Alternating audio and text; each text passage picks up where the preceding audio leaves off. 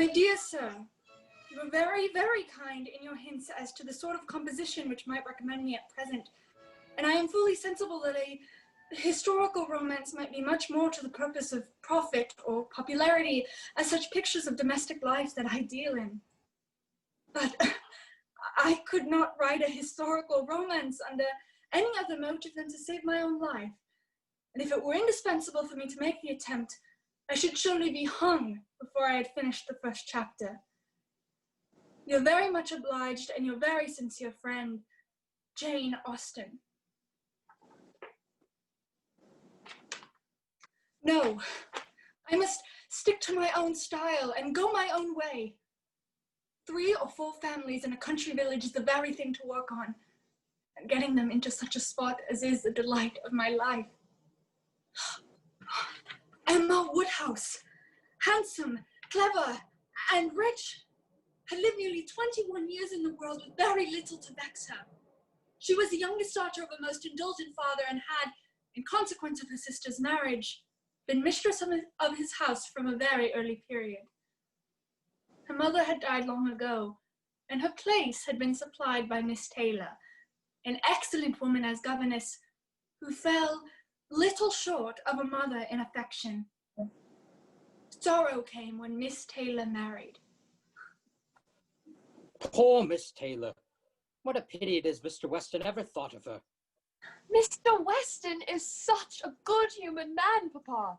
And you would not have had Miss Taylor live with us when she might have had a house of her own. We must pay our wedding visit very soon. My dear Emma, Randalls is such a distance I could not walk half so far. Nobody thought of your walking, Papa. You must go in the carriage, to be sure. Ah, but here is Mr. Knightley. It is very kind of you to come out at this late hour to call upon us. You must have found it very damp and dirty. I wish you may not catch cold. Dirty, sir? Look at my shoes. Not a speck on them. Well, that is quite surprising, for we have had quite a bit of rain here. I wanted them to put off the wedding. Poor Miss Taylor. 'Tis a sad business. Poor Mr. and Miss Woodhouse, perhaps, but I cannot say poor Miss Taylor. It must be better for the new Mrs. Weston to have only one to please than 2. Especially when one of those 2 is such a fanciful, troublesome creature. That is what you would say if my father were not by. It is very true, my dear. I am sometimes very fanciful and troublesome. My dearest Papa, I only meant myself. Mr. Knightley loves to find fault with me, you know. In a joke. It is all a joke. We always say what we like to one another. Emma knows I never flatter her, but in this case I meant no reflection upon anybody. Mrs. Weston used to have 2 persons to please. Now she will have but 1. But what of Mr. Weston's son? Has he been here on this occasion? Mr. Frank Weston Churchill has not been here yet. There was a strong expectation of his coming, but it ended in nothing. I am persuaded that Mr. and Mrs. Weston think Frank Churchill the very same person to suit me, and so I have a great curiosity to see him. His arrival, I fear, depends entirely on his aunt's temper. Ah, yes, the great Mrs. Churchill. Everybody knows Mrs. Churchill. She is so very unreasonable, and everything must bend to her wishes. She has given her nephew a superior name and the promise of her good fortune, but has kept him from his father's wedding. Well, I hope in spite of all that it went tolerably well. How did you all behave? Who cried most? We all behaved charmingly, with hardly a tear to be seen. Dear Emma bears everything so well, Mr. Knightley, but she is really quite sad to lose poor Miss Taylor. You forget one matter of joy to me. I made the match myself. You made the match? I did, 4 years ago, and to be proved right when so many people said Mr. Weston would never marry again may comfort me for anything. You made a lucky guess, and that is all that can be said. Emma never thinks of herself if she could do good to others. But pray do not make any more matches, my dear. They break up one's family circle grievously. I promise you to make none for myself, Papa, but I must indeed make one more. For Mr. Elton. He has been rector here a whole year, and he's fitted up his house so comfortably that it would be a shame to have him single any longer. Invite him to dinner, Emma. Help him to the best of the fish and the chicken, but leave him to choose his own wife.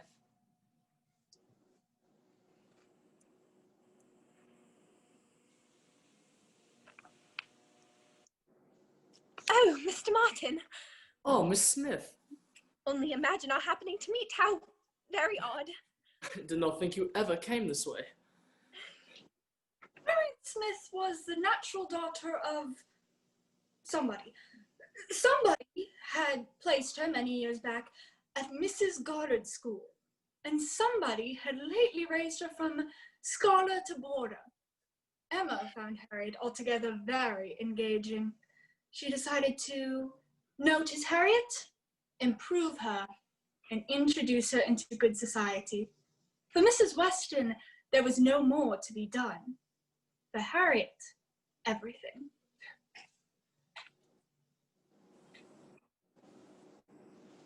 Miss Woodhouse, what do you think of Mr. Martin?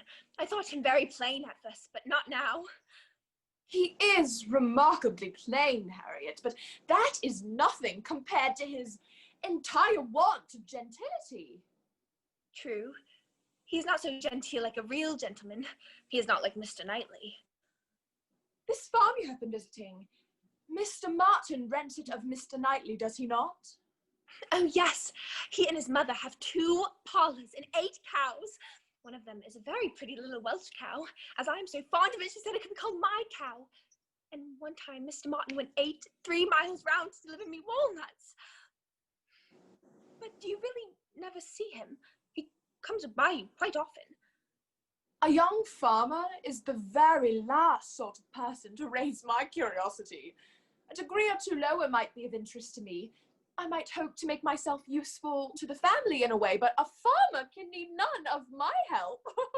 He is as much above my notice as he is below it. What do you imagine his age to be? He was 24 the 8th of last June. That is too young to settle. 6 years from now, if he could meet with a good sort of woman from the same rank as his own. Miss Woodhouse, he would be 30 years old. That is as early as most men can afford to marry. Well, who are not born of an independence. He lives very comfortably. I have no doubt that he will thrive, Harriet, but it does not follow that he should marry anybody fit for you to notice. The misfortune of your birth ought to make you particularly careful. There is to be no doubt of your being a gentleman's daughter, and you must support your claim to that station by everything within your power. I want to see you permanently well connected. Mr. Elton is the very person to drive the young farmer out of Harriet's head. He already thinks her beautiful, and any girl who can be gratified by a Robert Martin's riding about the countryside to fetch walnuts for her might very well be conquered by our fine rector's admiration. Emma was quite convinced of Mr. Elton's being in love already. He often spoke of the improvement in Harriet's manner since her introduction at Hartfield, and praised her so warmly that Emma could not suppose anything wanting which a little time would not add. What an exquisite possession a picture of Harriet will be. Do you not think so, Mr. Elton? It will indeed be a delight. You do well, Miss Woodhouse, to exercise so charming a talent in favor of your friend. Since you give me such kind encouragement, I am happy to try what I can do. Did you ever sit for a picture, Harriet? Oh, no, never. Harriet's features are very delicate. It will make likeness difficult. You have given Miss Smith all that she required, Miss Woodhouse. She was a beautiful creature when she came to you, but in my opinion, the attractions you have added are infinitely superior to what she received from nature. Harriet only wanted drawing out. I have done very little. How do you do, Mr. Elton? Very well, thank you, Mr. Woodhouse. Mrs. Weston, Mr. Knightley. The expression of the eye is most correct, but Miss Smith has not those eyebrows and eyelashes. I cannot agree with you, Mrs. Weston. It appears to me a most perfect resemblance. You've given your friend the only beauty she wanted. You've made her too tall, Emma. Oh, no, not in the least too tall. Considered she is sitting down and the proportions must be preserved, you know. It is very pretty, my dear. The only thing I do not like is that she seems to be sitting out of doors, and it makes one think she must catch cold. But my dear papa, it is supposed to be a warm summer day. Look at the tree. It is never safe to sit out of doors. Any other situation would have been much less in character. Oh, it is most admirable. I cannot keep my eyes from it. Well, we must send it to Isabella in London to see that it is properly framed. Oh, no, my dear, I cannot bear the idea of your sister stirring outside of a house in the fogs of December. Poor Isabella. Nobody is healthy in London. Nobody can be.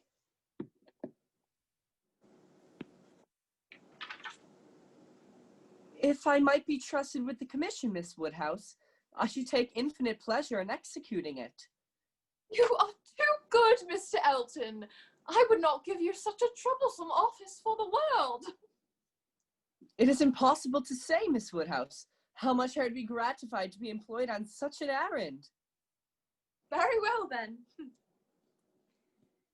This man is almost too gallant, but I suppose there are about 100 different ways of being in love.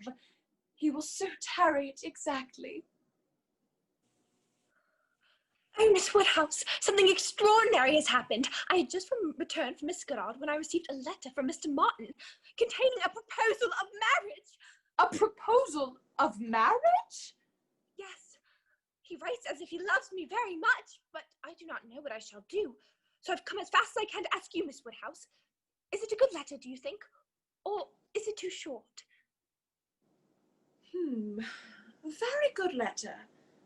I can hardly imagine the young man with whom I saw you talking the other day could express himself so well. You must answer it, of course, and speedily. But what shall I say? Oh, the response must be entirely your own. Expressions of gratitude and concern for the pain you are inflicting will certainly present themselves unbidden to your mind, I am sure. You think I ought to refuse him, then? That is a point which you must settle with your own feelings. However, I lay it down as a general rule that if a woman doubts as to whether she should accept a man or not, she certainly ought to refuse him. Marriage is not a state to be entered with half a heart. Perhaps it would be safer to say no. Do you think I ought to say no? Not for the world would I advise you either way. If you prefer Mr. Martin over every other person you have ever been in company with, then why do you hesitate? You blush, Harriet. Does anybody else come to you at this moment? I fancy you and I are the only people to whom the affections of a certain person, both his looks and manners, have explained themselves. And a woman is not to marry a man merely because he can write a tolerable letter. Oh, and it is but a short letter, too. I hope people won't mind so very much. Let us think among our absent friends who are more cheerfully employed. At this very moment, perhaps, Mr.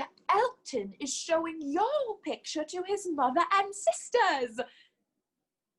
But he has taken my picture to Bond Street to be framed. Oh no, my modest little Harriet. It is in his possession all evening, in his solace, his delight. It opens his designs to his family and introduces you among them. How cheerful, how busy their imaginations all are. Harriet slept at Hartfield that night. For some weeks past, she had been spending more than half her time there, gradually getting a bedroom appropriated to herself. Emma thought it best in every respect to keep her with them as much as possible.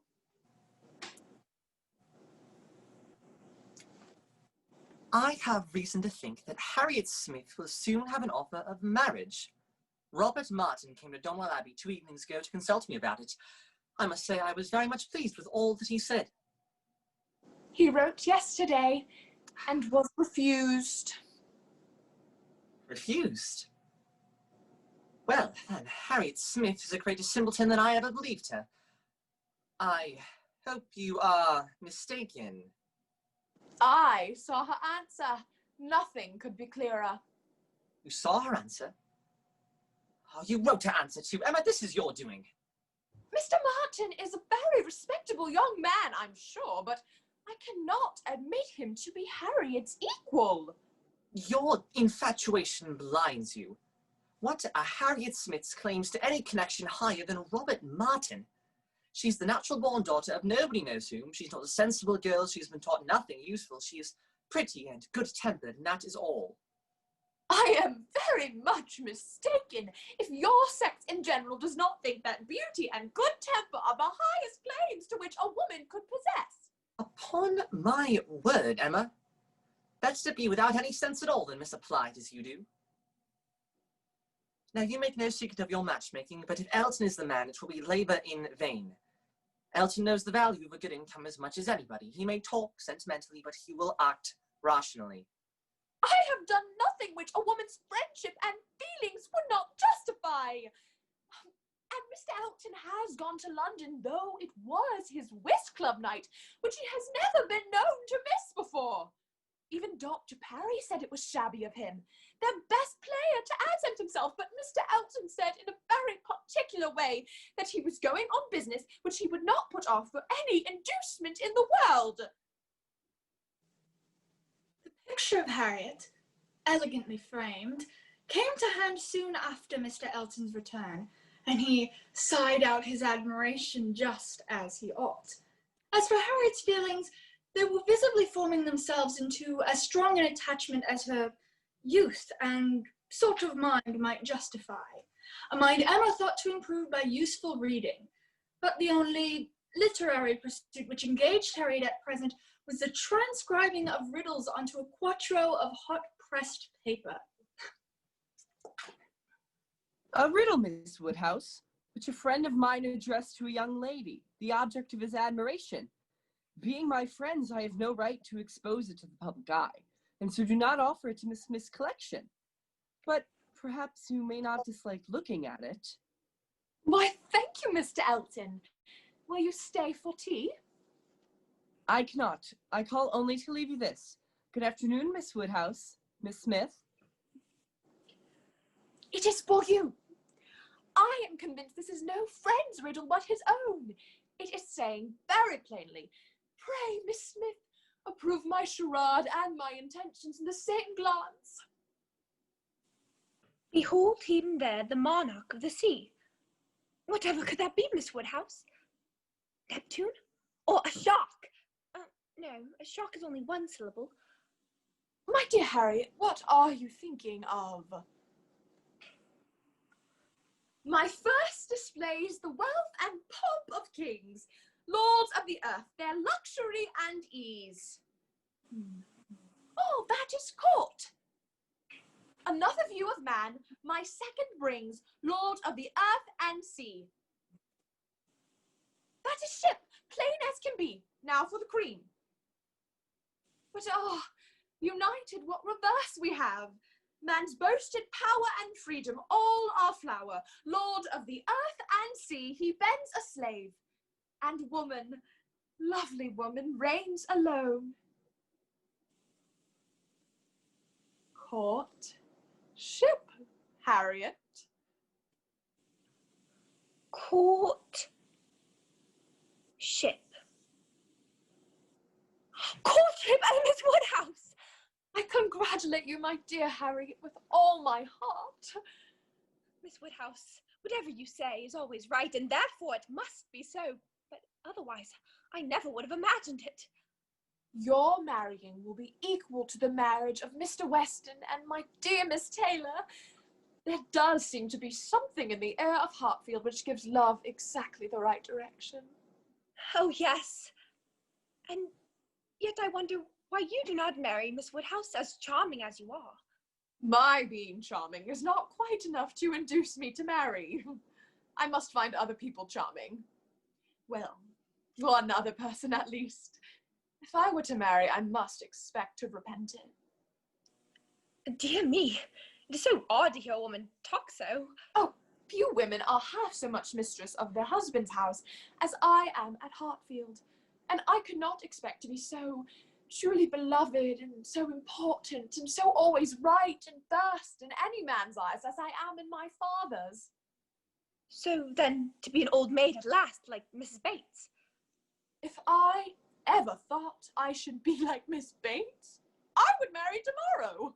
A single woman of a narrow income must always become a ridiculous old maid, but a single woman of good fortune is always respectable. But come, we have a charitable visit to pay with a poor sick family a little way out of Highbury.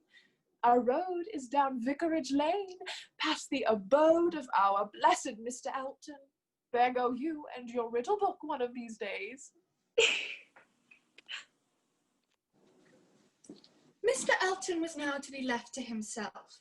It was no longer in Emma's power to quicken his measures. The coming of her sister's family from London became her prime object of interest. John and Isabella Knightley and their 5 children arrived safely, and Mr. Knightley was immediately called to Hartfield to greet his brother and sister-in-law.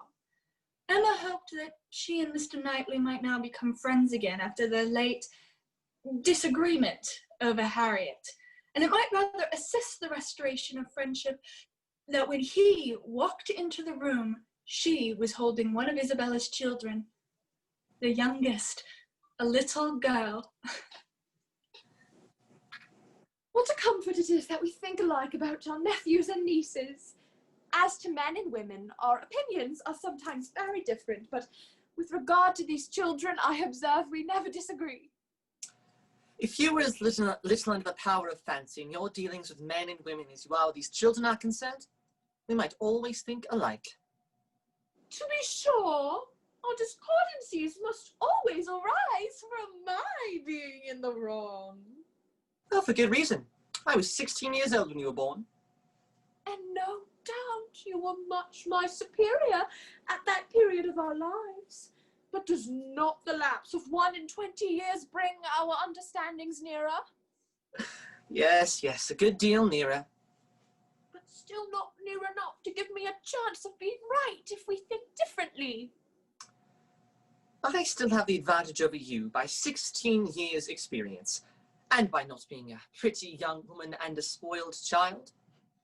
Come, my dear Emma, let us be friends and say no more about it. Tell your aunt, little Emma, that she'll set you a better example than to be renewing old grievances, and that if she were not wrong before, she most certainly is now. Very true. Little Emma, grow up to be a better woman than your aunt. Be infinitely more clever and not half so conceited. There could hardly be a happier creature than Isabella Knightley, going about all her old acquaintances with all of her children. At Christmas, Mr. Weston would take no denial. They must dine at Randall's. The evening before this great event, Harriet went home sick with a cold. Emma called on her the next day and, finding her feverish with a sore throat, raised her spirits by representing just how much Mr. Elton would be depressed when he knew her state. But this fine event was cut short by the threat of snow. The carriages were called for, and Emma found, on being led into the second carriage by Mr. Elton, that they were to have a tete-a-tete drive.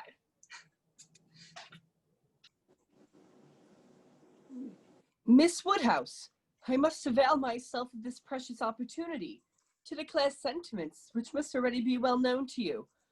Oh, my dear Miss Woodhouse, I am ready to die if you refuse me. You forget yourself, Mr. Elton. You mistake me for my friend. Any message to Miss Smith I should be happy to deliver, but no more of this to me, if you please. Miss Smith? What can you possibly mean? Well, after such behavior as I have witnessed during the past 6 weeks to Miss Smith. Good heaven!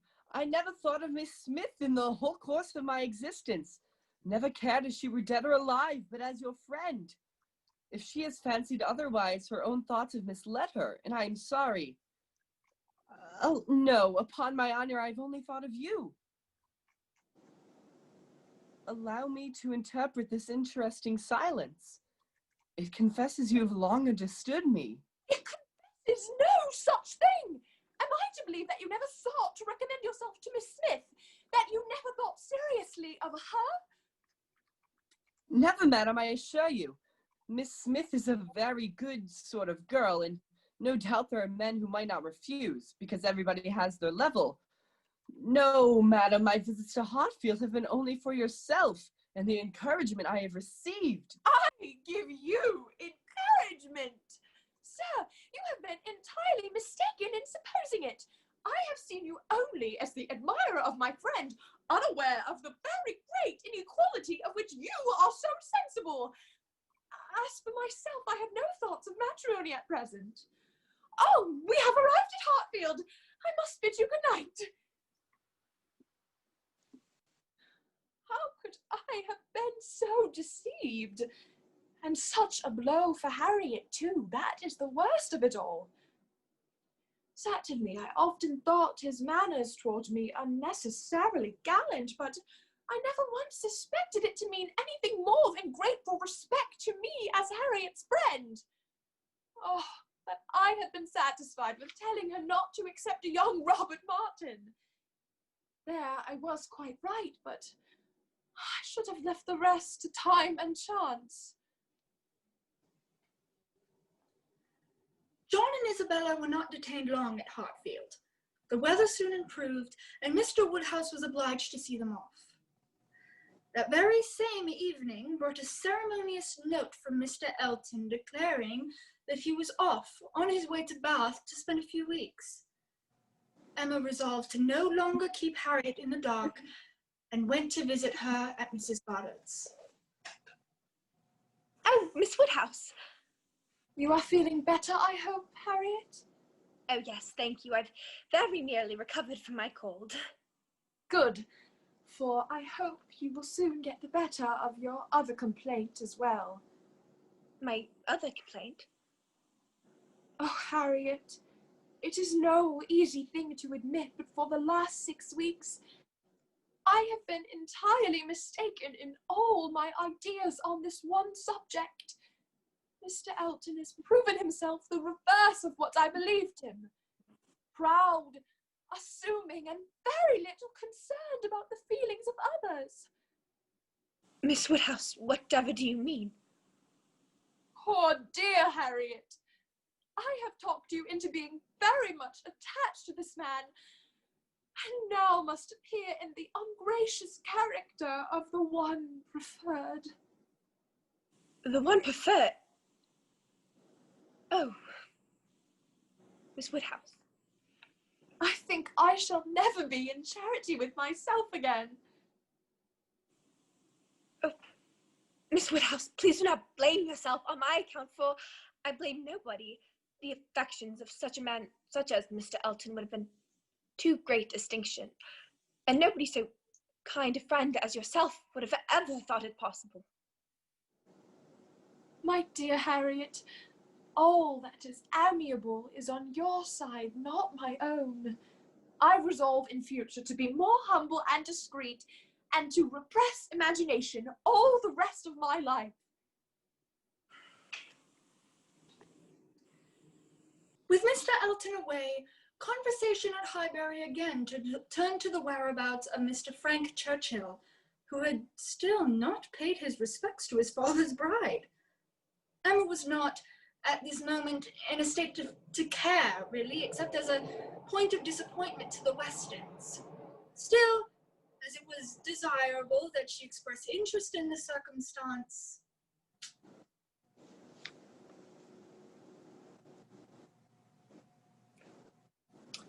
The Churchills are very likely at fault, but I dare say he could come if he would.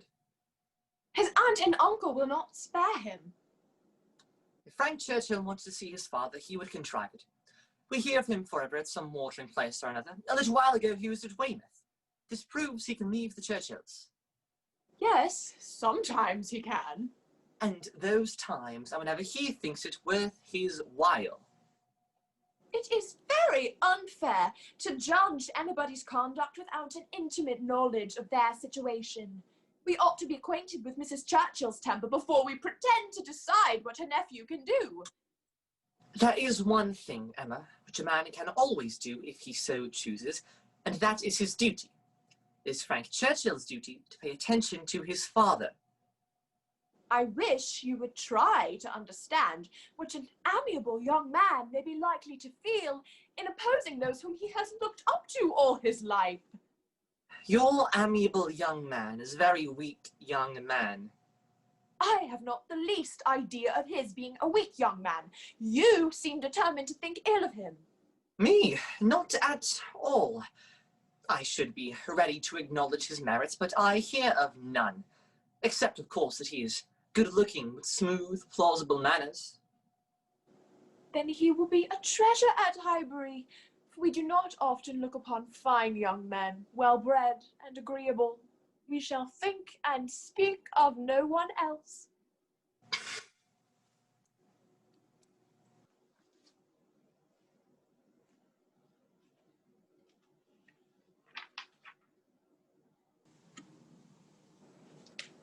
A new topic of conversation was, in Emma's opinion, sorely needed, for lately she and Harriet had been talking quite enough of Mr. Elton.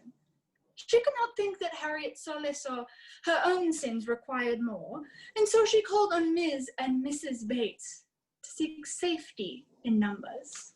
Do take my seat by the fire, Miss Woodhouse. It is ever so much cosier. Oh, no, Mrs. Bates. Thank you. I will be fine right here. So kind of to call, dear friends. Won't you try a piece of cake? Mrs. Perry just called and liked it very much. Dr. Perry sent a letter from Mr. Elton. He's very much engaged in company at Bath and is, of course, a favourite wherever he goes. How nice! And had Mrs. Perry have news of any other sort? Well, whenever Mrs. Perry is with us, she always begins by inquiring after our niece, Jane Fairfax, who is so very great a favourite. And so she began inquiring after her directly. And when I immediately said we had a letter from Jane this morning, I don't know that I ever saw anyone more surprised. I hope Miss Fairfax is well. Thank you. Oh, here's her letter. I was reading it again to my mother, for it is such a pleasure to her. A letter from Jane! That she can never hear it often enough. However, I really must apologize for Jane's writing so short a letter. Only 2 pages, you see? In general, she fills the whole page and crosses half. My mother often says when a letter first arrives, well, Hetty, now I think you'd be put to it to make out all that checker work. Don't you, ma'am? I have no doubts to the excellence of Jane Fairfax's handwriting. Oh, you are extremely kind. Ma'am, do you hear? Miss Woodhouse says she has no doubt as to the excellence of our dear Jane's handwriting. My mother's deafness is very trifling, you see. Just nothing at all. By only raising my voice and saying anything 2 or 3 times over is she sure to hear. Jane will not find her grandmama at all deafer than she was 2 years ago. It really is a full 2 years, you know, since Jane was here. Are you expecting Miss Fairfax soon? Next week. She's to be with us 3 months at least, for the Campbells are going to Ireland. Our niece Jane is an orphan, you see. Colonel Campbell, a friend of her father's, took pity on her, and she became a guest at his home and a favourite with his daughter, Miss Campbell. He undertook the whole charge of Jane's education. She's been brought up for educating others, the very few £100 which she inherited, making independence impossible. Miss Campbell, now Mrs. Dixon, of course, has persuaded her mother and father to come over to Ireland directly, for till she was married last October, she was never away from them so much as a week. Jane has said a great deal of Ireland from Mr. Dixon. A beautiful place, I fancy. She was quite longing to go. Despite her friend's urgency and her own wish of seeing Ireland, Miss Fairfax prefers to devote the time to you and Mrs. Bates? Yes, entirely her own choice. Colonel and Mrs. Campbell think she does quite right. Indeed, they particularly wish her to try her native air. She's been not quite as well as usual recently, not since Miss Campbell's marriage. I'm concerned to hear it. You are kind to say so. Well, now, we will turn to Jane's letter, for I'm sure she tells her own story a great deal better than I can tell it for her. I am afraid we must bid you good morning, Miss Bates. My father will be expecting us. Oh, dear. Well, it is always a pleasure to see you, Miss Woodhouse. Miss Smith? Good morning, Miss Bates. Mrs. Bates?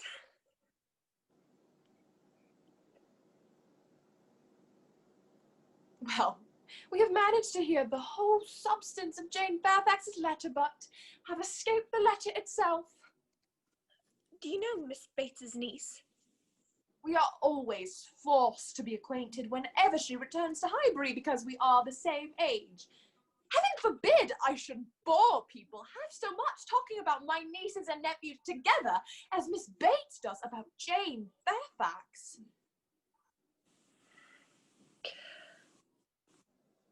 Why Emma did not like Jane Fairfax might be a difficult question to answer. It was a dislike so unjust that she never saw Jane Fairfax the first time after any considerable absence without feeling she had injured her and determined to dislike her no longer. These were charming sentiments, but not lasting. Colonel and Mrs. Campbell are well, I hope? Quite well, thank you. And Mr. and Mrs. Dixon? Also well. I hear Mr. Dixon is an amiable young man. Yes. Then you find the match quite suitable? The Campbells are very well pleased. But still, their daughter must live so very far from them in Ireland. That is true, but it is lovely, I have been told. And yet you chose not to accompany the Campbells on their visit there? Yes. Do you know, Miss Woodhouse, that our dear Jane and Mr. Frank Churchill were at Weymouth at the same time? Oh, and was he handsome? I believe he was reckoned a very fine young man. Yes? Yes. Miss Fairfax, could we trouble you to play for us once more? Yes, Jane plays so beautifully.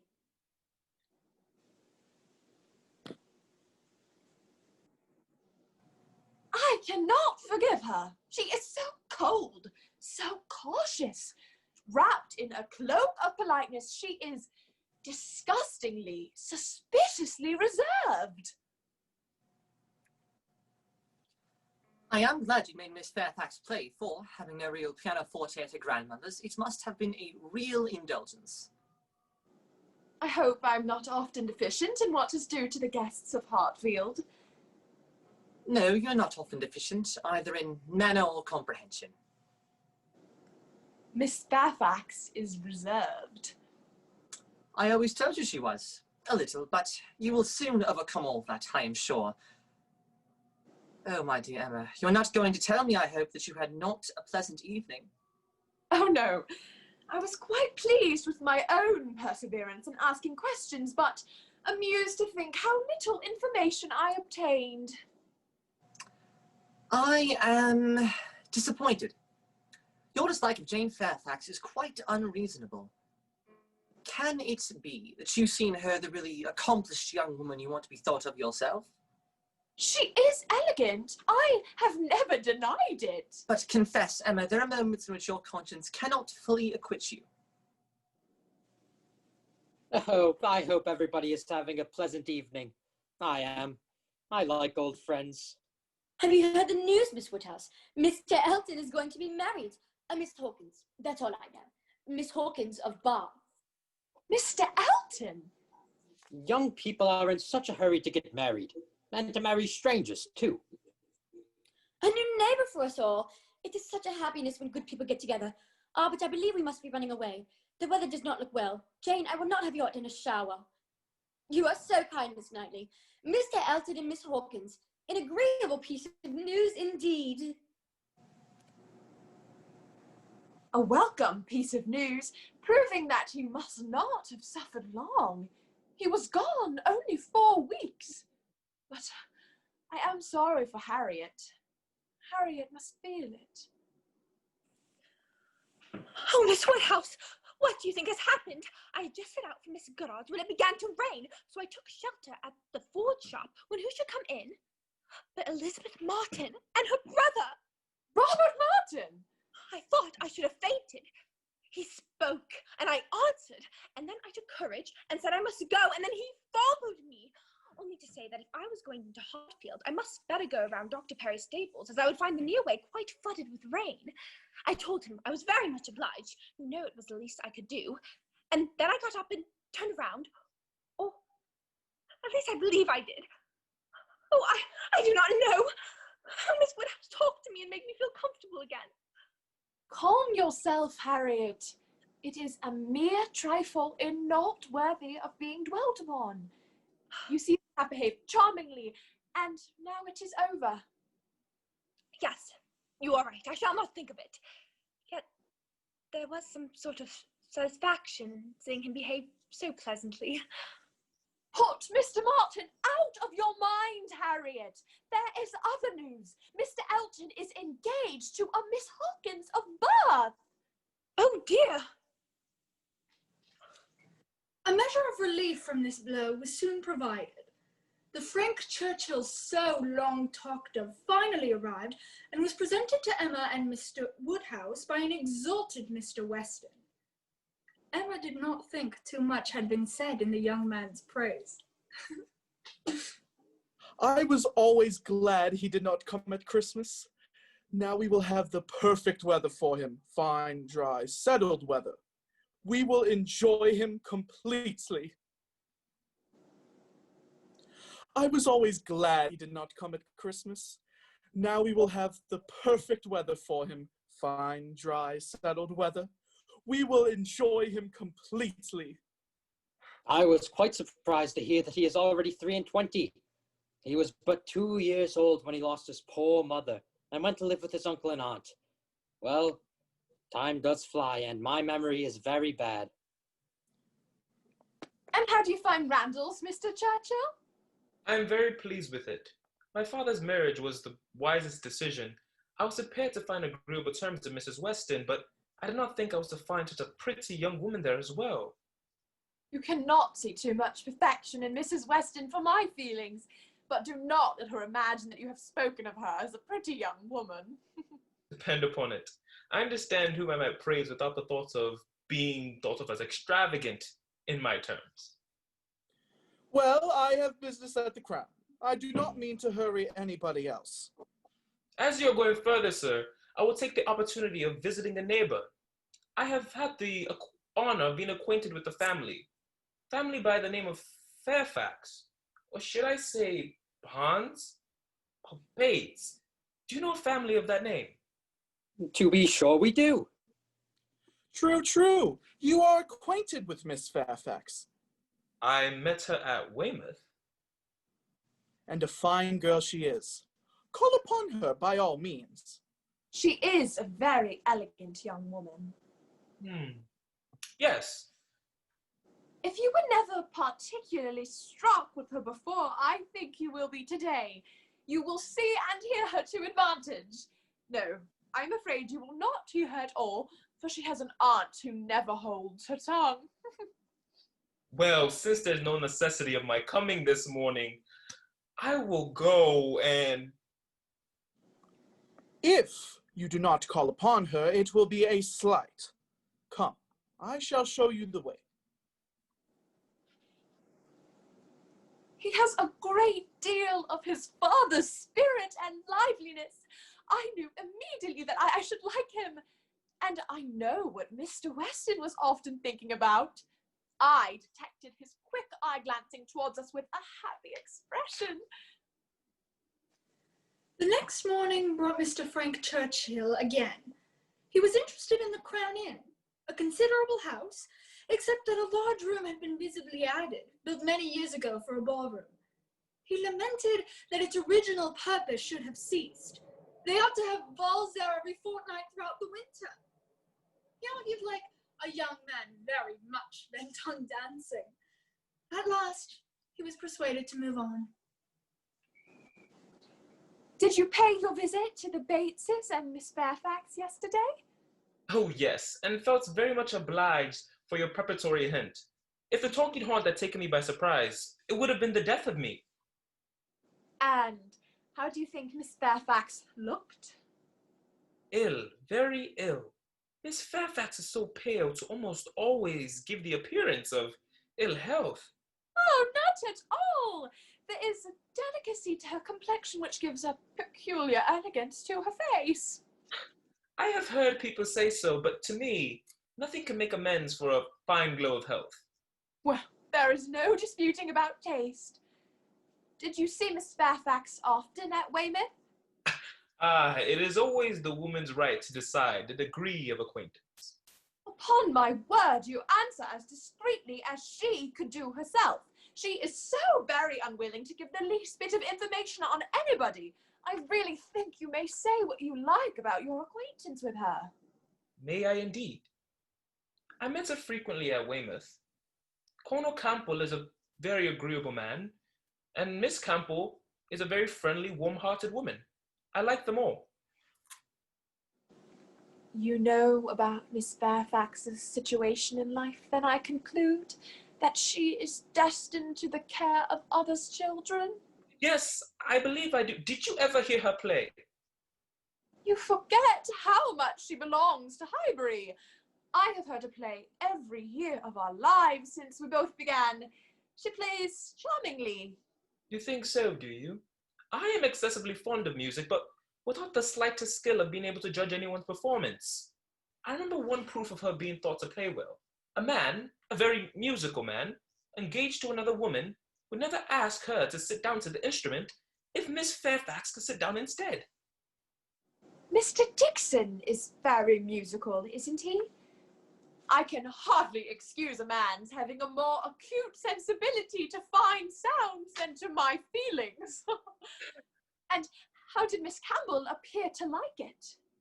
Miss Fairfax was Miss Campbell's particular friend, you know. For comfort. It is impossible for me to say on what terms they really were on, but you have known Miss Fairfax from a child and must be a much better judge of character than I can be. It is natural to suppose that we should have taken a liking to each other, but we never did. Her reserve. A most repulsive quality indeed. One cannot love a reserved person. Emma's good opinion of Frank Churchill was a little shaken the following day after hearing he was gone, off to London, merely to get his hair cut. But for this unfortunate fancy, nothing could denote him unworthy of the distinguished honor which Emma's imagination had given him, the honor of being marked out for her by all their joint acquaintances.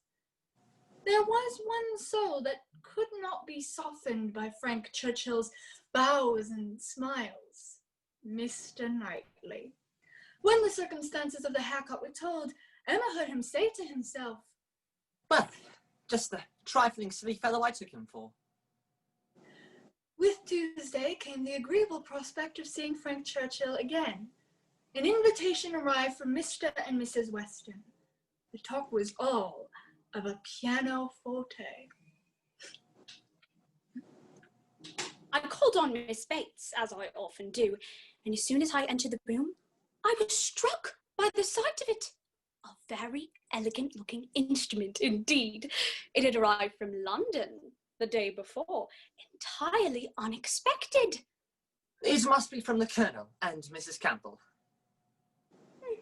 Most likely, of course, but Jane had a letter from them very lately, and not a word was said about it.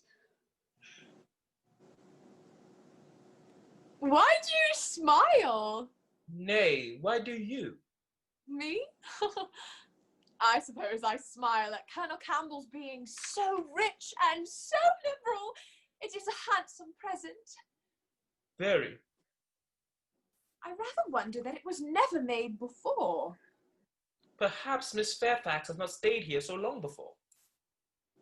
Perhaps. But what of Mr. Dixon? We were speaking the other day, you know, of his being so warm an admirer of her performance. I cannot help suspecting that after he proposed to her friend, Miss Campbell, he had the misfortune to fall in love with her. There must be a particular cause for her choosing to come to Highbury instead of going to Ireland with the Campbells, and the arrival of the pianoforte is decisive. I may not have convinced you, perhaps, but I am perfectly convinced myself that Mr. Dixon is a principal in the business. You injure me if you suppose me unconvinced. I can see it in no other light than as an offering of love.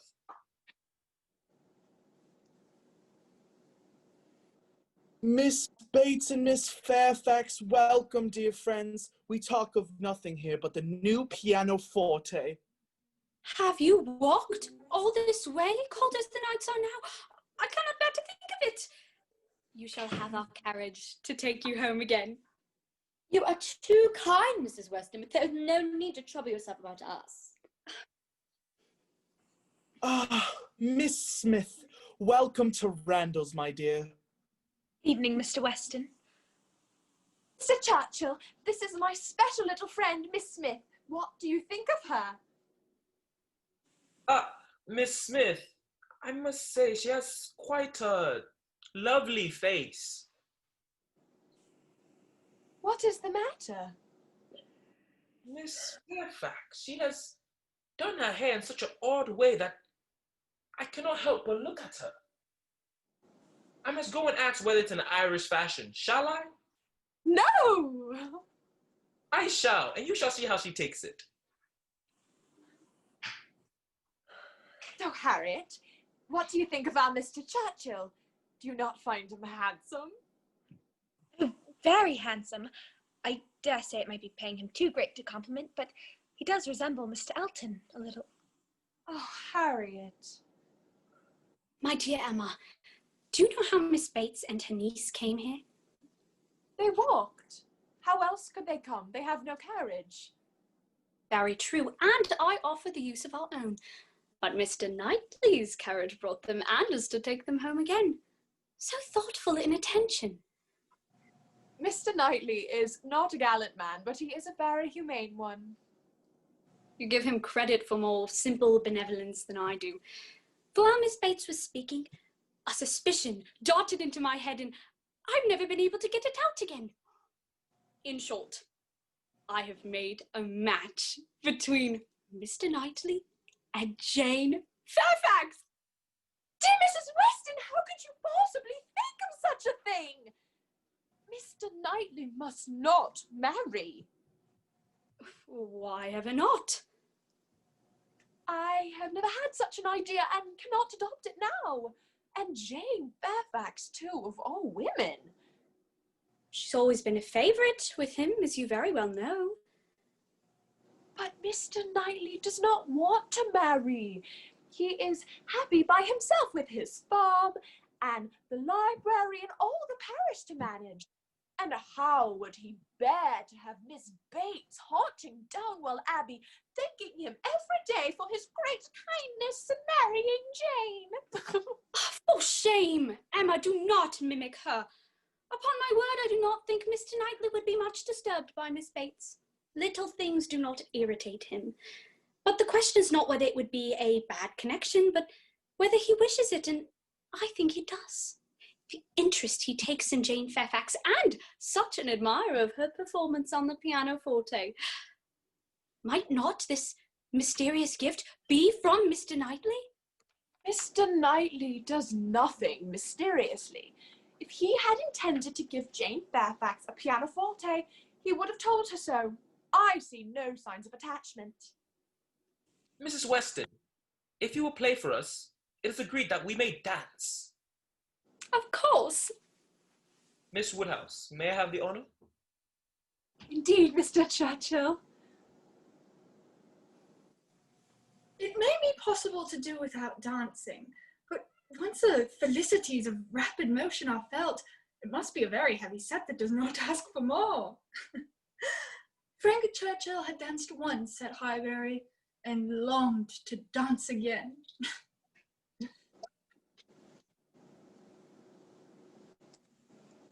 You and Miss Smith and Miss Fairfax will be there, Miss Woodhouse. And the two mixed corpses, 5 for 5 couples. There'll be plenty of room. 5 couples are not enough to make it worthwhile.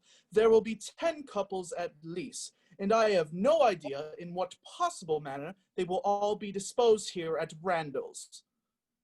Might we not use both rooms and dance across the passage? Oh no, Emma will catch a dreadful cold. This young man is very fond. He does not think of the draught. My apologies, Mr. Woodhouse. 10 couples may dance here very well. It would be a crowd, a sad crowd. There is no denying it. Still, having come so far, one is unwilling to give the matter up. Then I'd bring a new proposal to the subject. What if instead of having the ball at Randall's, we have it at the Crown Inn? The Crown? No, no, no, you will catch worse colds at the Crown than anywhere. I was going to say, sir, that the great recommendation of this change is that the little chance of anybody's catching of a cold. I do not understand how the Crown can be safer than your father's house. From the very circumstance of it being larger, there will be no need to open the windows. It is the act of cold hair upon heated bodies that does this mischief. But surely, Mr. Churchill, nobody would think of opening the windows at Randall's. A thoughtless young person will sometimes step behind and throw up a sash. Bless me. This does make a difference, but one cannot resolve upon these things in a hurry. Unfortunately, sir, my time is so limited. Perhaps you would like to think it over, Mr. Woodhouse, while the young people come with us to examine the capabilities of the inn. We shall want all our neighbors' opinions. Shall I invite Miss Bates? Miss Bates will do nothing to the purpose. She will be all delight and gratitude. But she is so amusing. Aye, Frank, go and fetch Miss Bates. I do not know of a more proper person to handle with the difficulties at hand. Bring them both. Both, sir? The old lady and... No, the young lady, to be sure. I shall think you're a great blockhead, Frank, if you forgot the aunt without the niece. I beg your pardon, sir. I did not immediately recollect. But first, Miss Woodhouse, would you give me the honor of your hand for the opening dance of this projected ball? You may hope, Mr. Churchill. He asked her, my dear. I knew he would. 2 days of joyful security were immediately followed by an overthrow of everything. A letter arrived from Mr. Churchill urging his nephew's instant return to Escombe. Mrs. Churchill was far too unwell to do without him. If I can come again, we are to still have our ball. Do not forget your engagement. Must you be off this very morning? Not 5 minutes to spare for your friends, Miss Bates or Miss Fairfax. I have already called them. Miss Woodhouse, you can hardly be without suspicion that... You are quite in the right. It was most natural that you pay your visit there. Of all the horrid things, leave-taking is the worst. But Mrs. Weston will correspond with me and tell me everything. In her letters, I will be at dear Highbury again. He is in love with me! And in spite of every previous determination, I must be a little in love with him for a few weeks at least. When he returns to Highbury, I must be on my guard not to encourage his affections toward me, for my mind is quite made up never to marry. and then I will do very well again after a little while, and it will be a good thing over. For they say everyone is in love at least once in their lives, and I will have been let off easily. When Frank Churchill's letter to Mrs. Weston arrived, Emma had the perusal of it. Mrs. Woodhouse appeared on its pages more than once, never without a pleasant connection. Still, she found that she could do without the writer, and that he must learn to do without her. Her resolution of refusal grew more complicated by the addition of a scheme for his consolation and happiness. Compressed into the very lowest vacant corner of the letter were these words: I had not a spare moment on Tuesday for Miss Woodhouse's beautiful little friend. Pray make my excuses and adieu to her. Might it be possible? He was very much struck with the loveliness of her face, and for Harriet it would be advantageous indeed.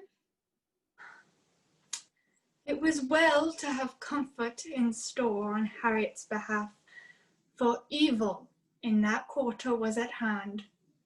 Mr. Elton's wedding day had been named. He would soon be among them again, he and his bride.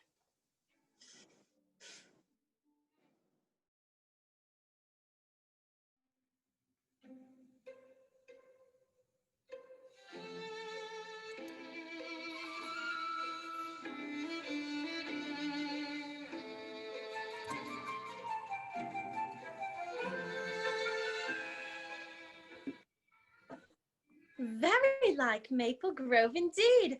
I am quite struck by the likeliness. Mr. E., is it not astonishingly like? Indeed it is, my love. And not merely the house, the grounds. My brother, Mr. Suckling, will be enchanted with this place. People who have extensive grounds themselves are always pleased with anything in the same style.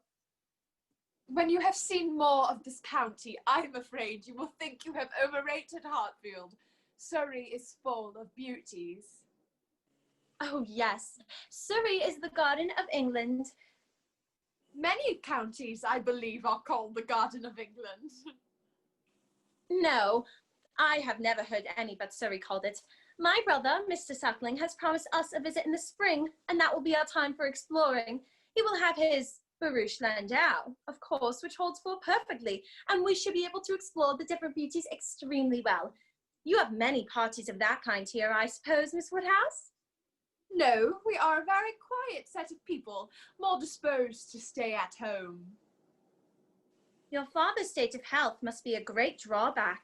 Let me recommend Bath to you. My father has been there more than once without receiving any benefit. Ah, that is a great pity, for I assure you, Miss Woodhouse, where the waters do agree, it is quite wonderful the relief they give, and it would be a charming introduction for you, who have lived so secluded a life. A line from me would bring you a little host of acquaintances. Why, thank you, Mrs. Elton, but our going to Bath is quite out of the question. Well, we shall see. We have been calling at Randall's. Mr. Weston seems an excellent creature, and she appears so truly good. She was your governess, I think. Having understood as much, I was rather astonished to find her so very ladylike. And who do you think came in while we were there? Knightley himself. Knightley is quite the gentleman. I like him very much, and I quite rave about Jane Fairfax. We must endeavour to do something for her, Miss Woodhouse. She is in such obscurity, so thrown away. My resolution is taken. I shall have Jane Fairfax very often at my house, shall introduce her wherever I can, and shall be constantly on the watch for an eligible situation. But come, Mr. E., we must be off. Good day, Mrs. Woodhouse. Mr. Woodhouse, good day. A little quickness of voice there, which rather hurts the ear, but I do not like strange voices. Well, Miss Woodhouse, what do you think of her? I am not at all surprised you should have fallen in love with her. She is quite beautiful. Very nicely dressed, indeed. A remarkably elegant gown.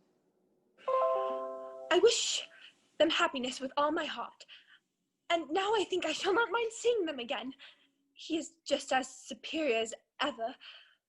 But being married, you know, is quite a different thing. She's very charming, just what he deserves. Knightley. Never seen him in her life before and calls him Knightley. And discovers that he is a gentleman. I doubt as to whether he will return the compliment and discover her to be a lady. And Mrs. Weston, astonished that the person who raised me is a gentlewoman. Absolutely insufferable. Worse than I imagined. I hear the Campbells have extended their stay in Ireland, and still Jane Fairfax will not join them. Jane Fairfax is a riddle. I hear of her walking with the Eltons, sitting with the Eltons, spending the whole day with the Eltons. To choose the mortification of Mrs. Elton's notice and to remain here month after month. Oh, she must be under some sort of penance. She is not to be with the Dixons. The decree is issued by somebody. But why must she consent to be with the Eltons? We must consider what Miss Fairfax quits before we condemn her for what she goes to. Her aunt is a good creature, but as a constant companion, must be very tiresome. You are right, Mrs. Weston. Mrs. Fairfax receives attention from Miss Elton, which nobody else pays her. I know how highly you think of Jane Fairfax. Yes, anybody may know how highly I think of her. You are not vain, Mr. Knightley, I will say that for you. Oh, are you there? Well, Miss Fairfax, I dare say, would not have me if I were to ask her, and I am certain I shall never ask her. The extent of your admiration may take you by surprise someday. So you've been settling that I should marry Jane Fairfax? No, indeed, I have not. You have scolded me too much for my matchmaking for me to presume to take such a liberty with you. You would not sit with us in this comfortable way if you were married. Miss Fairfax is a charming young woman, but she has not the open temper a man would wish for in a wife. I do not accuse her of want of feeling, but she is reserved. More reserved, I think, than she used to be, and I love an open temper.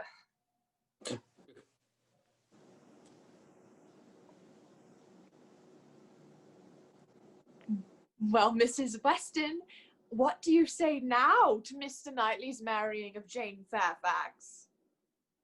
I say that he's so very much occupied by the idea of not being in love with her that I should not wonder if it were to end with his being so at last. The greater part of Mrs. Elton's new acquaintance, taking it for granted that the bride were as clever and agreeable as she professed herself to be, were well satisfied with her. Invitations to dine flowed in, and Emma must not do less than the others. Who to invite required little thought. Mr. Woodhouse considered 8, the utmost his nerves could bear. Harriet begged to be excused, and Jane Fairfax was invited in her stead. What a life I'm to lead among you. Upon my word, we shall be absolutely dissipated. From Monday till next Saturday, we have not a disengaged day. My dear Jane, what is this I hear of your traipsing about all morning in the rain? I went only to the post office. I always fetch the letters when I am here, and a walk before breakfast does me good. In the rain? Oh, do not tell me. I assure you, Mrs. Elton, it has done me no harm. You shall not do such a thing again. The man who fetches our letters every morning shall inquire for yours and bring them to you. You are extremely kind, but I cannot give up my walk. My dear Jane, say no more about it. The thing is decided. Such solicitude in fetching her own letters. I wonder if the wet walk this morning produced any. There is a glow of complexion and spirits. I get quite anxious about you, dear. Have you really heard of nothing? I have not even made any inquiry. I do not wish to make any yet. Oh, my dear, we cannot begin too early. You do not know how many candidates there always are for the first situations. A cousin of Mr. Suckling's, Mrs. Bragg, had such an infinity of applications. Everybody was anxious to be in her family, for she moves in the first circle. Wax candles in the schoolroom. I would not wish you to make any inquiries at present. My dear Jane, we must begin directly. Excuse me, ma'am, but this is by no means my intention. Ah, Mr. Weston, back from London already. I bring news. A letter from Frank. Read it, my dear. Read it to Emma. He's returning to Highbury! I always told you he'd come back, did I not? The Churchills will be here by next week at the latest. As to Mrs. Churchill's illness, all of nothing, of course. They are coming on her account. She thinks Enscombe too cold, so they are moving southward. I hope I shall soon have the pleasure of introducing my son to you, Mrs. Elton. Ah, yes, and I shall be very happy in his acquaintance.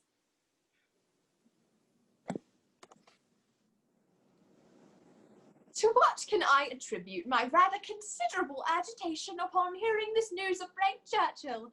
I must weigh my feelings. My own attachment has really subsided into a mere nothing. It is not worthy of being dwelt upon.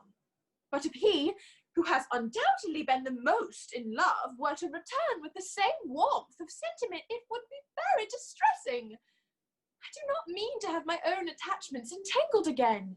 It is incumbent on me to avoid any encouragement of his.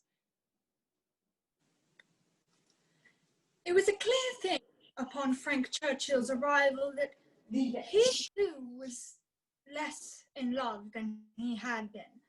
But he was not without agitation. That Mr. Churchill was really ill was certain. He would not be prevailed on by all his father's doubts to say that her complaints were merely imaginary. It soon appeared that London was not the place for her. She simply could not endure the noise. And so they removed to Richmond, a mere 9 miles from Highbury. One good thing was brought to a certainty by this removal: the ball at the Crown Inn. This is brilliant indeed. Such elegance and profusion. Upon my word, to be standing among such friends. Dear Mrs. Elton, how do you like Jane's hair? She did it herself. Quite wonderful how she does her hair. Indeed, it is charming. And how do you like my gown? Nobody can think less of dress than I do, but upon such an occasion when everybody's eyes are upon me, I would not wish to be inferior to others, and I see very few pearls in the room, except mine. Frank Churchill is a capital dancer, I understand. We shall see if our styles suit. And how do you like Mrs. Elton? Not at all. She will think you ought to ask her for the first dance. But I claim your former promise to me. Where's my father? When are we to begin dancing?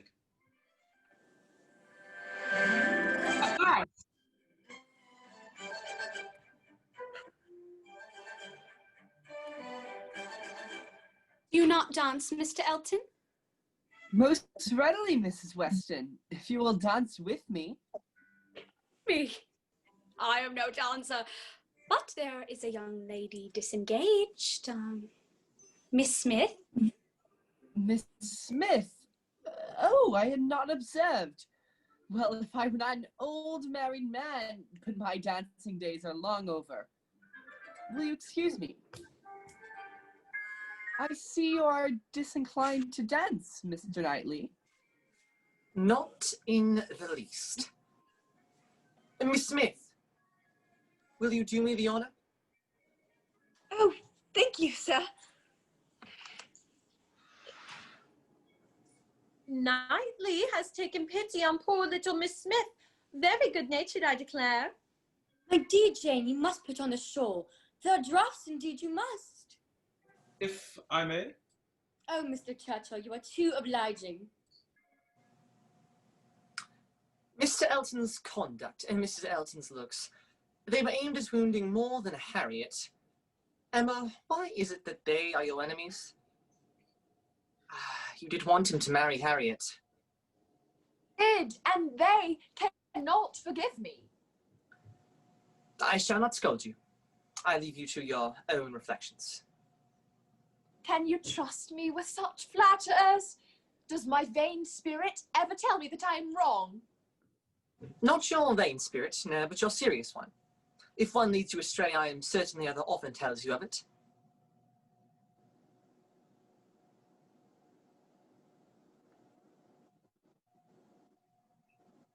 I do own myself to have been completely mistaken in Mr. Elton. In return for you acknowledging as much, I will say, you would have chosen better for him than he has chosen for himself. Harriet Smith has some first-rate qualities that Mrs. Elton is totally without. I found Harriet to be more conversable than I expected. Was that not Dr. Perry who rode past us on horseback? What happened to his plan of fixing his carriage? I did not know that he ever had such a plan. Nay, you told me news of this months ago.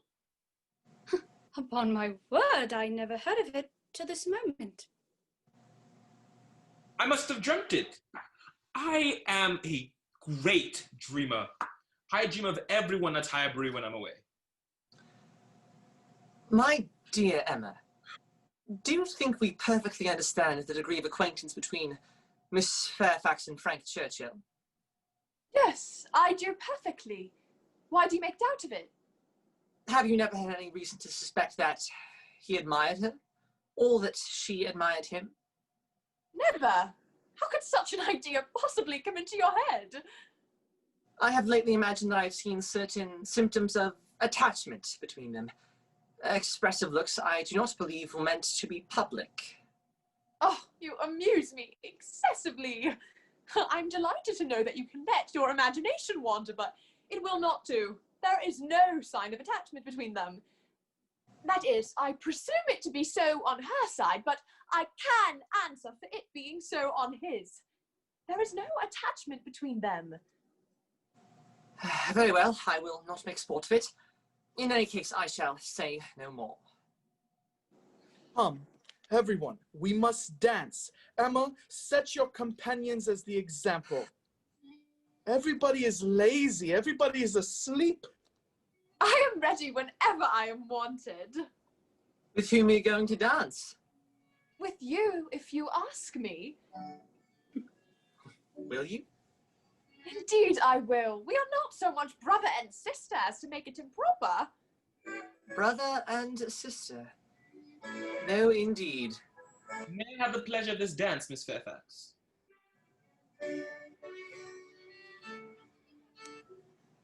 The impertinence of the Eltons did have one happy result, the cure of Harriet's infatuation. It appeared as if her eyes were suddenly opened and she were enabled to see that Mr. Elton was not the superior creature she had believed him. Harriet rational, Frank Churchill not too much in love, and Mr. Knightley not wanting to quarrel. What a very happy summer, Emma thought, must be upon them.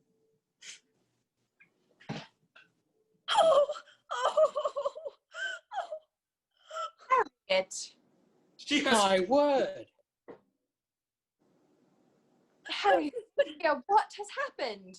Oh, Miss Woodhouse, we had just taken Richmond's Road. We thought it was safe enough. Spirits, mine, I confess, are exhausted.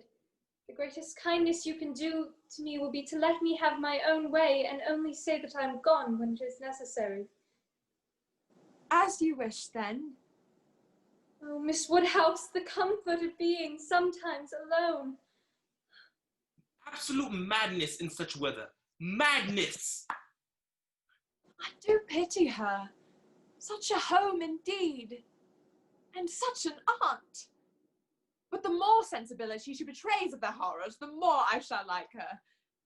As for you, Mr. Churchill, Mrs. Weston was saying that your mare had... It was not my aunt's mare that it was not my mare that had caused my delay, but an increase in my aunt's illness. I'm sorry to hear it. Had I known how hot a ride I would have, and how late I should be, I would not have come at all. Nothing kills me more than heat. You will soon be cooler if you sit still. As soon as I am cooler, I shall go back again. You I am take some. very ill spared, but such a point has been made of my coming. Perhaps if you take some refreshment? I am not hungry. Well, if there's some spruce beer to be had.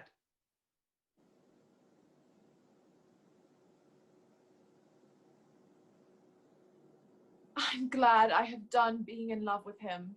I should not like a man who is so easily discomposed by a hot morning. Harriet's sweet temper will not mind it. As soon as my aunt is well, I shall go abroad. To Switzerland, perhaps. I am serious, Miss Woodhouse. I am sick of England, and I would leave here tomorrow if I could. You are sick of prosperity and indulgence. I would not consider myself prosperous or indulge. I am thwarted by everything material. I would not even consider myself a favorable person. You are not quite so miserable, though, as when you first came. No, you are my best cure. We are going to Box Hill tomorrow. It is no Switzerland, but it is something for a young man so much in need of a change. No, if I go, I shall be cross. Then pray, stay at Richmond. But if I do, I shall be crosser still. I can never bear to think of you all there without me. Choose your own degree of crossness, then. I will press you no more. Well, if you want me to join the party, I will.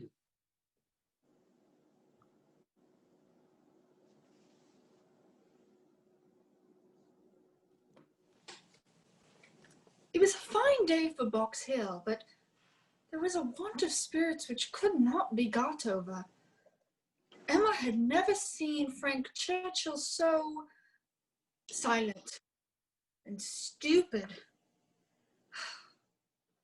He said nothing worth hearing, looked without listening, listened without knowing what she had said. And while Frank was so dull, it was no wonder that Harriet should be dull likewise, for they were both insufferable.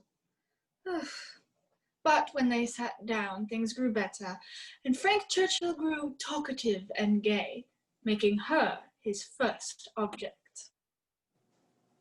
How much I'm obliged to you, Miss Woodhouse, for telling me to come. I had been quite determined to go away again. Yes, you were very cross, and I do not know what about, except that you were too late for the best strawberries. I was fatigued. The heat overcame me. It is hotter today. Not to my feelings. I am perfectly comfortable today. You are comfortable because you are under command. Your command? Yes. I meant self-command. But it is too much to be talking nonsense for the entertainment of 7 silent people. What shall we do to rouse them? Ladies and gentlemen, I am ordered by Miss Woodhouse to say that she desires to know what you are all thinking of. Is Miss Woodhouse sure she would like to know what you're all thinking of? It is a sort of thing I should not have thought myself privileged to inquire into. Very true, my love, but some ladies say anything. They are affronted. I will attack them with more address. Ladies and gentlemen, Woodhouse waives her rights to know what you are all thinking of and demands to know 1 thing very clever, 2 things moderately clever, 3 very dull things indeed, and proceeds to laugh heartily at them all. Oh, very well then. 3 things very dull indeed. That will just do for me, you know. I should be sure to say 3 very dull things as soon as I ever open my mouth, shan't I? Oh, ma'am, pardon me, but you will be limited as to number. Only 3 at once. Well, I will try to hold my tongue. I must make myself very disagreeable, or she would not have said such a thing to an old friend. I like your plan, Frank, and will try my best. I am making a conundrum. Come, let us hear it. Very well.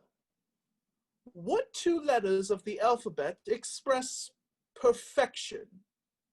What 2 letters? I'm sure I do not know. M and R. Do you understand? Emma? Explains the sort of answer that is wanted, but perfection should not have come quite so soon. I protest. I have a great deal of vivacity in my own way, but I really must be allowed to judge when to speak and when to hold my tongue. Pass us if you please, Mr. Churchill. Shall we walk, Mr. E? Certainly, my love. How well they suit one another. Very lucky. Marrying as they did when they only knew each other for a few weeks in Bath. How many men can say they've committed themselves to a short relationship and rue it all for the rest of his life? Hasty attachments do arise, but there is generally time to recover. Only weak, irresolute characters suffer an unfortunate acquaintance to be an oppression forever. Well, I have so little confidence in my judgments that whenever I do marry, I hope someone picks my wife for me. Will you?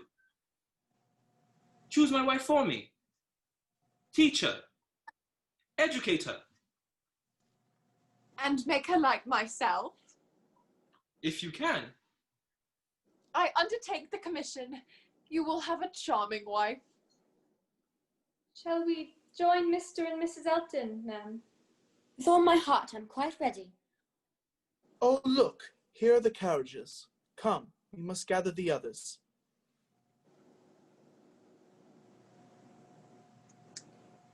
How could you be so unfeeling to Miss Bates, Emma? I had not thought it possible. Nay, how could I help saying what I did? Nobody could. I dare say she did not understand me. Well, I assure you she did. I know there is not a better creature in the world than Miss Bates, but you must allow that what is good and what is ridiculous are most unfortunately blended in her. Emma, she is poor. She has sunk from the comforts from which she was born, and in old age must probably sink more. To have you laugh at her, humble her, you, whom she's known since an infant, a time when her notice was an honour, which was badly done indeed, Emma. This is not pleasant for you, and it is far from pleasant for me. But I must tell you the truth while I can. A whole evening of backgammon with her father was felicity to Emma compared to the wretchedness of the morning at Box Hill. As a daughter, she hoped that she was not without a heart, and that no one could ever say to her, "How could you be so unfeeling towards your father?" I must tell you the truth while I can. She was just as determined when the morrow came to call upon Miss Bates. Miss Woodhouse, how kind. I suppose you have heard and have come to give us joy. This does not seem much like joy indeed, but it would be very trying on us all to part with Jane, and she has a dreadful headache just now. Do not think us ungrateful, Miss Woodhouse, for such a good fortune. Her poor dear soul. Upon looking at her, no one would think how delighted she is to have secured such a situation. Where is Miss Fairfax going? To a Mrs. Smallridge, to have the charge of her 3 little girls. Mrs. Elton, I suppose, has arranged it? Yes, our good Mrs. Elton. She would not write any denial, and sure enough, yesterday evening it was settled that Jane should go. You spent the evening with Mrs. Elton? Yes, she would have us come. Not Mr. Knightley, he declined it from the first, and Mr. Chater was called away again. But Jane took Mrs. Elton aside and told her that upon thinking over the advantages, she was quite determined to accept the situation. The pianoforte! What is to become of that? To this day, Jane knows not whether it was the Colonel Campbell's present or his daughter's.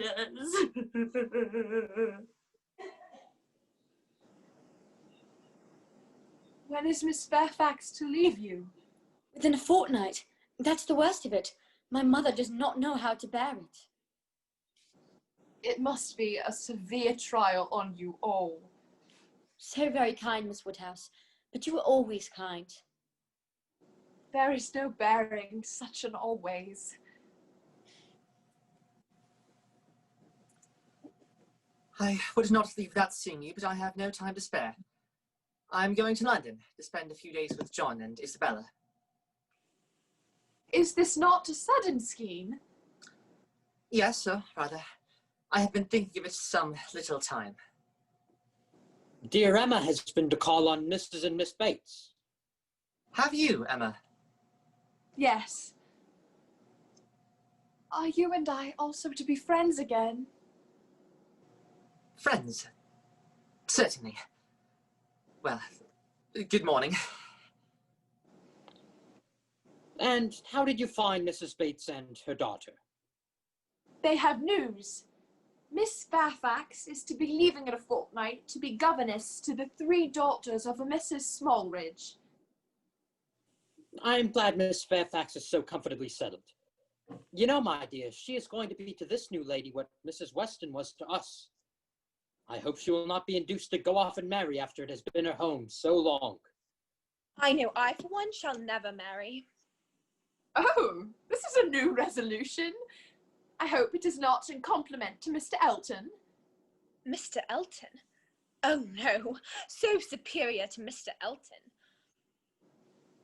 Harriet, your expectation of never marrying results from an idea that the person you might prefer is too great your superior in situation to think of you. Is it not so? Oh, Miss Woodhouse, I'm not under the presumption to suppose, indeed I am not mad, but it is a great pleasure to watch him from a distance and to think of his infinite superiority to all the rest of the world. I am not surprised.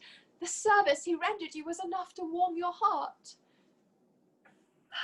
The very recollection of it, his noble look and my wretchedness before, in one moment such change from perfect misery to perfect happiness. Let his behaviour be the guide of your sensations, Harriet. I give you this caution now, for this is the last time I will speak to you on the subject. I am determined against all interference. He is your superior, no doubt, and there do seem obstacles of a very serious nature, but more wonderful things have happened. There have been matches of greater disparity. Oh, Miss Woodhouse, thank you. The following day, an express arrived at Randalls. The great Mrs. Churchill was no more. How her death might affect Frank was among the earliest thoughts of both the Westons, but it was now a more pressing concern to show attention to Jane Fairfax, whose own health seemed, for the moment, completely deranged. Emma ordered the carriage. Poor dear Jane cannot bear to see anybody. Mrs. Elton, indeed, could not be denied, and Mrs. Weston said so much, and Mrs. Perry made such a point, but except them, Jane really cannot see anyone. Arrowroot of the superior quality was speedily dispatched. Poor dear Jane insists she is not at all in want of anything. Well, Jane Fairfax is resolved to receive no kindness from me. I am sorry, but at least I have the consolation of knowing that my intentions were good.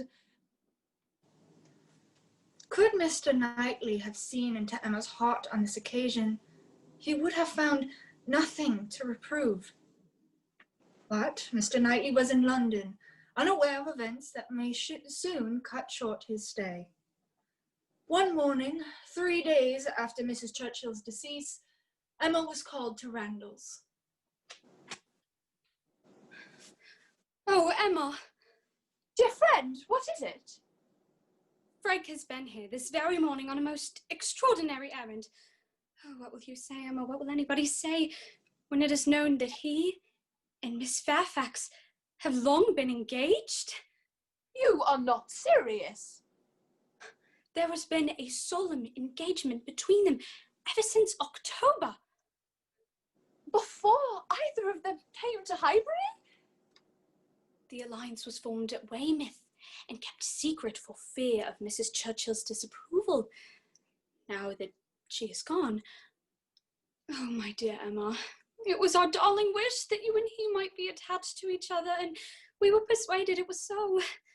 Imagine what we've been feeling on your account. I have escaped. There was a period in the early part of our acquaintance when I was very much disposed to be attached to him, but it has ceased. You must believe me, Mrs. Weston. This is the simple truth.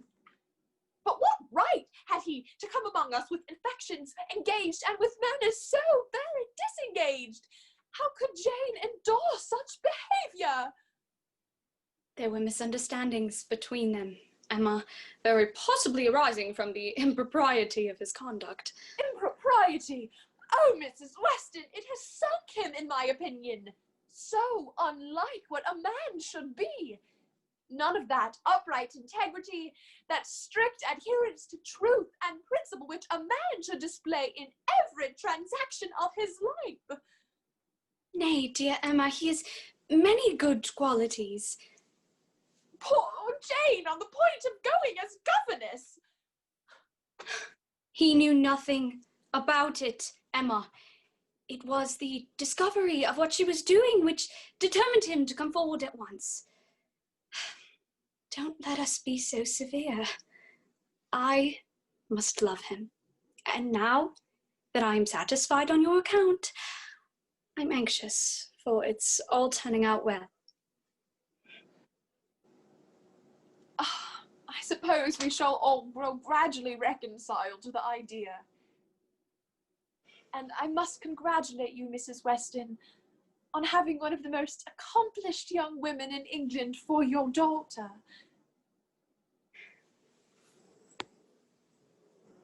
So, I need no longer be unhappy about Jane Fairfax. She will soon be well and prosperous. And the mystery of the pianoforte is resolved at last. That was a boyish prank indeed. But I must communicate the painful truth to Harriet as soon as possible. Poor dear Harriet! Well, Miss Woodhouse, was that not the oddest news that ever was? What news do you mean, Harriet? About Jane Fairfield. I ran into Mr. Weston just now and he told me himself. Jane and Frank Churchill have been privately engaged to one another all this long while.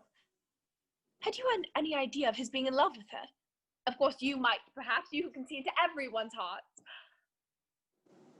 Can you seriously ask me, Harriet, whether I imagined him attached to another woman at the very time I was telling you to give way to your own feelings? Me? Dear Miss Woodhouse, you do not think that I care about Mr. Frank Churchill? How could you mistake me? Mistake you? I know we agreed never to name him, but considering his infinite superiority to all the rest of the world, Mr. Frank Churchill. Harriet, let us understand each other now. Are you speaking of Mr. Knightley? I thought you knew. When we talked last, it was as clear as possible. Not quite. I remember that I did not wonder at your attachment considering the service he rendered you. Oh, Miss Woodhouse, it was not the gypsies I was speaking of, but when Mr. Knightley asked me to dance when Mr. Elton would not stand with me. Good heavens! Have you any idea of Mr. Knightley's returning your affection? Oh, yes. I've noticed a considerable difference ever since we've danced. We've talked much more often and in quite a different manner. When we were alone together at Donwell, he talked to me in a very particular way indeed. He almost seemed to be asking me whether my affections were engaged. Is it not possible that he might have been alluding to Mr. Martin? There was no hint of Mr. Martin. Oh, Miss Woodhouse, I never would have thought to think of Mr. Knightley if not for you. You said to let his affections be the rule of mine, and so I have. Oh, that I had left him where I ought when he told me I ought. And now that I am threatened with its loss, I understand how much of my happiness depended on my being first with Mr. Knightley. First, and interest and affection. I do not deserve it. I have slighted his advice. I have been insensible on half his merits. But still, he has watched over me and taken care of me from a girl, with an anxiety for my doing right more than any other creature has at all shared. I have been universally mistaken. I have done mischief, and I have been totally ignorant of my own heart. The evening of that day was long and melancholy. A cold rain set in and added what it could to the gloom. Mr. Woodhouse was deeply affected by the weather, and he could only be kept tolerably comfortable by almost a ceaseless attention on his daughter's side. It reminded Emma of the forlorn evening of Mrs. Weston's wedding day. But even then, Mr. Knightley had burst in and dissipated every melancholy fancy. The prospect that was before her now was threatening to a degree that could not be dispelled.